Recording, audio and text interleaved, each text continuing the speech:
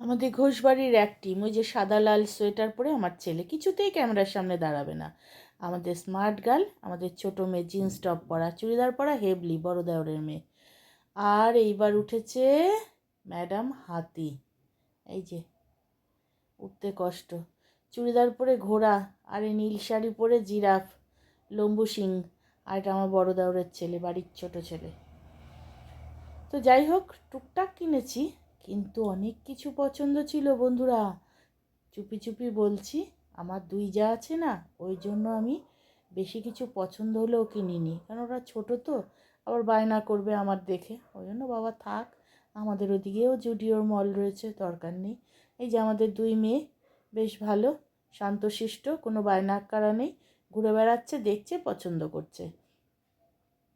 আর এদিকে দেখুন আমাদের ছেলেরা, এই যে ছোটোজন নিজের মতো ঘুরছে, আর আমার ছেলেটা ওই যে ওইদিকে পালালো।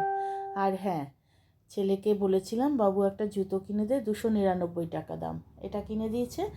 নেল পালিশ দুটো আমার ছোটো যা কিনেছে, আর বাকিগুলো আমার এই লম্বু সিং কিনেছে। আর আমাদের টিম কেমন লাগলো ভিডিওটা জানিও, ভালো থেকো।